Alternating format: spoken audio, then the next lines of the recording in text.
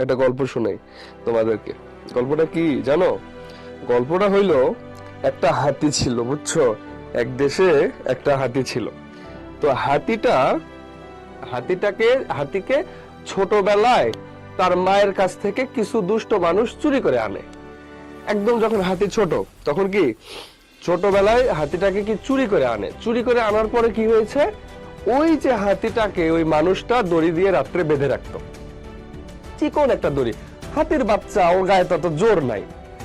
হাতির বাচ্চা অনেক কিউট হয়, তাই না? মন্টু হাতিকে তোমরা দেখেছো, হাতির বাচ্চা অনেক কিউট হয়। তো ছোট একটা হাতিকে পায়ে দড়ি লাগিয়ে গাছের সাথে, পাতলা একটা গাছের সাথে বেঁধে রাখতো। তো ওই ছোট অবস্থায় ওই হাতি অনেক টানা হেঁচড়া করছে, হ্যাঁ, অনেক টানাটানি করার চেষ্টা করছে, খোলার চেষ্টা করছে, কিন্তু কিন্তু কিন্তু সে ওই কি দড়ি কখনোই ছিঁড়তে পারে নাই। তো এই হাতি আস্তে আস্তে বড় হয়েছে, বড় হইতে হইতে হইতে হইতে অনেক বড় হয়ে গেছে। হাতি যত বড় হয়, হওয়ার পরেও ওই যে মালিক ওই দড়ি দিয়েই বেঁধে রাখে, আর ওই চিকন গাছটার সাথেই বেঁধে রাখে। তারপরেও হাতি কি করে না, ওইখান থেকে সরে না।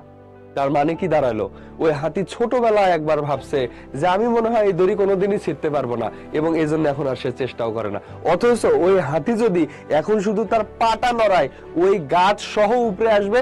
গাছ যদি উপরে না আসে, দড়ি ছিঁড়ে চলে আসবে, কিন্তু সে আর চেষ্টাই করে না। তো তোমাদের অবস্থা হচ্ছে এই হাতির মতো, বুঝছো? হাতির মতো হয়েছে কি, তোমরাই ভয় পেয়ে এই সমার্থক শব্দ, পারিভাষিক যে শব্দগুলো আছে, তোমরা ভয় পেয়েই পড়ো না। 6-এ পড়ো নাই, 7-এ পড়ো নাই, 8-এ পড়ো নাই, 9-এ পড়ো নাই, এখন আসছে ক্লাস 10। কয়দিন পর দিবা এসএসসি পরীক্ষা, এখনো তুমি পড়তেছো না। কারণ কি? তোমার ওই যে ভয়। তুমি একবার পড়া শুরু করো, দেখবা যে হয়ে যাবে ইনশাল্লাহ। তাহলে ভয় পাওয়া যাবে না।